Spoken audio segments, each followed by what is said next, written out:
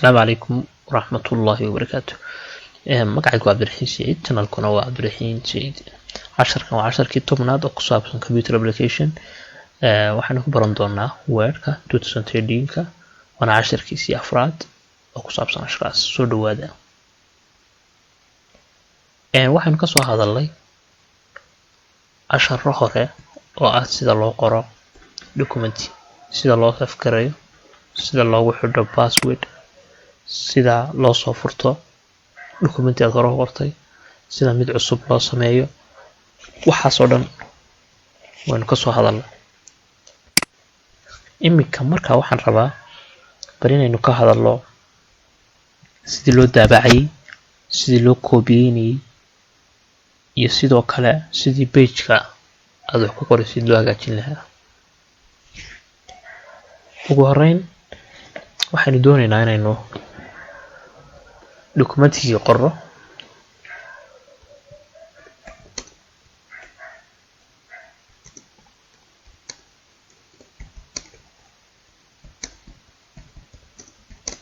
intaasaan qoray anigoo ah arday wax ku barta si online ah. imika inta ma qortay waad aragtaan saasoo kale nu farabadiyey. marka waxaan rabaa page-kayga aan sidaa u farabadiyey inaan hagaajiyo. waxaan ka dhigay imika halkaas ku aragtaa 3 page ayaan ka dhigay. 3 page waa kuwa xagga sare waa ujeedaa ma filaya. 3 page ayaan ka dhigay. okay 3 page markaan ka dhigay waxaan rabaa inaan hagaajiyo oo aan page-kan saxo. waxaan tegayaa halkay ku qoran tahay page layout. okay marka hore size-kiisa ayaan iska hagaajinayaa. tan halkaas size ku qoran tahay tago waxaad la rabtaa waraaq yar letter la yiraahdo oo 12 centimeter chiefka u ah taagana waa 17 centimeter. haddaan ku dhufto sidaas buu noqonayaa oo A4 ay kusoo dhowdahay iyadu. waayo A4 waa 12 xaggan hoose oo ku aragta. haddaan ka dhigo tablet iyadna sidoo kale wax weyn ma dhaanto saasoo ma noqonaysaa. xaggan waad aragtaa ma filaya. marka haddaan ka dhigo statement macnaha wax yar kooban oo gabayada iyo waxaas laga dhigaa kaasina saasoo noqonayaa. marka haddii aan ka dhigo A3 way ka weyn tahay A5 sidoo kale way ka weyn tahay A3 way ka weyn tahay A4. marka bal A3 aan ku dhufto saasoo noqonaysaa waraaqda ballaaran. haddaan ka dhigo A4 waa A4 caadiga taqaaniin buugta ku qoran tahay. A5 haddaan ka dhigona waa tan noocan noqonaysa. inta badan marka dadka buugta qoraya iyo ay rabaan inay buug qoraallo gabayo waxaankaas ah tan isticmaalaan. okay A5 taas ayaan ka dhigtay. kadibna waxaad tegaysaa orientation, landscape ayaad dooranaysaa oo fiican labada. waayo landscape saasuu noqonayaa. xaggan way ku aragtaan waraaqihina way ku badanayaan. oo imika 3 page baan marka hore qoray laakiin imika imse noqonayaan waxay noqonayaan 8. waa in kala badh ku dhow intiiba ku kordhay. marka sidaa markay tahay saasaa loo qoraa buugta badankooda. portraitna waad ka dhigan kartaa haddii saa kugu dhudhubnaado. sidoo kale waraaqihii isnagana waa ku badanayaan waxay noqonayaan 9. tan gaftinada ayuu kuu sheegayaa marginska. haddaan taabto midkood gidaarada moderate ba oo wide ba kuwaas ka fidsanoo saas u dibi yaalaba ahba. marka inta badan normal baa laga dhigtaa oo 2.5 centimeter ah xagga sare ka ah. bottomka dhexdana 2.54 ka mid ah. marka kaasa ugu fiican. inta ugu badan kaasa ugu fiican. laakiin Word-ka iyo kuwan way ka saasay noqonayaan normal baa laga dhigayaa. marka iminka inagu waxaan isticmaalanaa waa Word 2013 waa kuwii ugu dambeeyay, waxa ka dambeeyay kaliya oo 16 baa ka dambeeyay, Word 2016 ayaa ka dambeeyay. marka page-kaagi markaad saa u qortid waxaad rabtaa page-ka inaad daabacdid sidaan kuu sheegay aan ku yidhi iminka casharka hor dhacaba page-ka iyo waxaa soo waraaqaa inaad print garaysid ayaad rabtaa. okay waxaad tegaysaa file-ka, waxaad tegaysaa halka qoran tahay print ayaad ku dhufanaysaa, kadibna xagga ugu sareysa wuxuu kuu soo dhigayaa printerka aad ku daabacanaysid. iminka wuxuu yidhi Microsoft Print to PDF, kaasaa kuu diyaara, mid kale ma hayno buu leeyahay.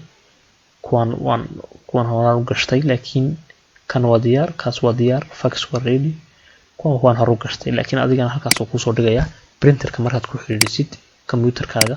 taasina waxay doonaysaa in physical lagu baro oo kamarad lasoo qaato oo sideeda lagu baro. wuxuu ku leeyahay imise copy ayaad ka dhigaysaa per page, halkaa 2 xagga hoos sarada soconaysaa 3 4 5 bay ga dhig ama 6 bay ga dhig. marka wuxuu ku leeyahay waxaad rabtaa page kood inaad daabacdid, ma inaad page kaliya aad taagan tahay aad daabacdid oo halkaas current page ah, mise inaad halkaa daabacdid, mise inaad halkaa daabacdid specific ranges oo macnaha waxa weeyaan waraaqda koowaad ilaa waraaqda 6aad oo kala doonaysaa waraaqda koowaad ilaa waraaqda 3aad oo kala doonaysaa. marka taas uu ku daabacayaa, intaas uu ku daabacayaa. qaybta lagu daabacaya waa A5, waa portrait section. marka halkan waad ka bedeli kartaa landscape baad ka dhigi kartaa waa dad jeceshahay. okay marka printer markaad tiraahdid, marka printerkii isagu saas ayuu ku tusayaa qaybihiisa. marka halkaas sare ku dhufanaysaa ugu sareysa print ayaa doonaysa, marka uu print gareynayaa haddaad haysatid printerkaaga uu kugu xiriirsan yahay. haddaanu kuu printer aan kuu saf garaysnayn aan kugu jirina uu kuu saf gareynayaa. marka intaad magac u bixisad ayaad iska dhiganaysaa meesha rabtid. iminka inaga bar wuxuu inoo noqdo ayaan eegi doonaa. okay waxaan ku saf gareeyay halkan waa kale print your document page completed. okay waxaan ku saf gareeyay muraayadan desktop-ka, halka muraayadan baan dhigay balan soo helo. okay waaba ka halka yaala, waxba isku dhibin.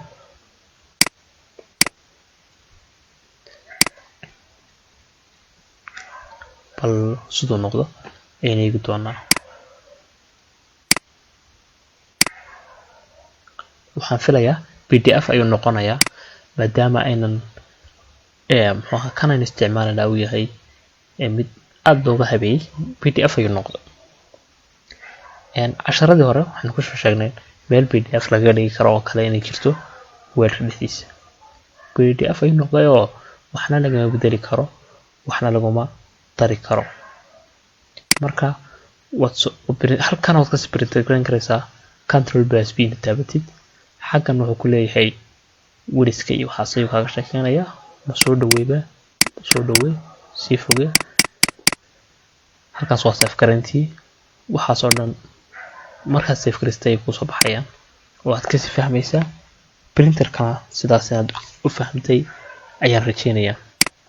okay sidee loo koobiyeeyaa casharka? wixii aad qoraysay sidee loo koobiyeeyaa? waxaad u koobiyen kartaa dhowr qaybood. mar waxa weeyaan inaad waxaad buug 25 page ay halka yaala 25 page waxaad rabtaa inaad hal mar koobiyeysid. waxaad taabanaysaa Ctrl A 25 page ba hal mar ama page-ka oo dhan ba hal mar ay koobiyeysmayaan. balanag waka wuxuu u jeedaan waa highlight ba saaran. markaas sidee highlight loo saaraa? highlight waa inaad koonaha kaga soo bilowdid oo saa u saartid. highlight waan ka soo hadalnay, taas waa highlight.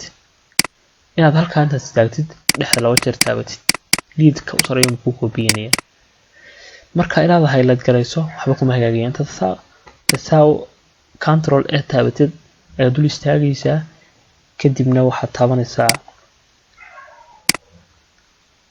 taabanaysaa right click waxaad oranaysaa copy halkaasaad copy oranaysaa mar waxaad samayn karaysaa control ee inta taabatid ayaad haddana control sii qaadanaysaa taasna wuu koobiyeenaya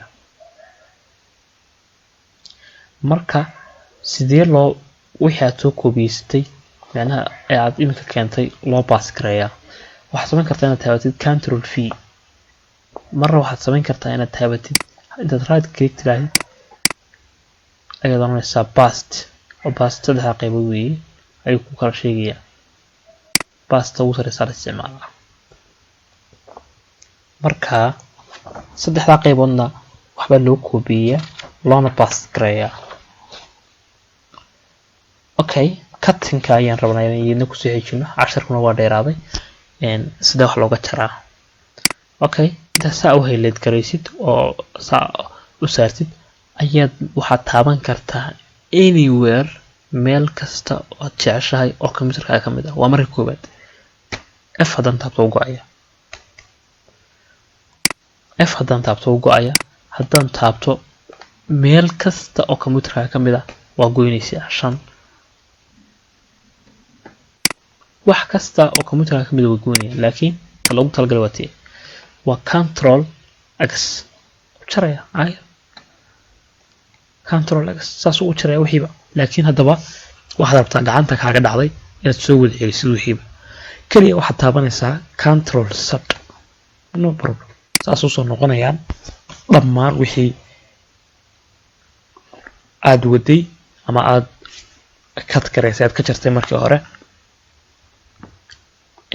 waxaan rajaynayaa inaad ka faa'iiday casharkan aadka u qiimaha badan waan sii wada doonaa haddii eeba ka dhiga casharada aad bad u mahadsantahay daawashadaada asalaamu calaykum waraxmatullaahi wabarakaatuh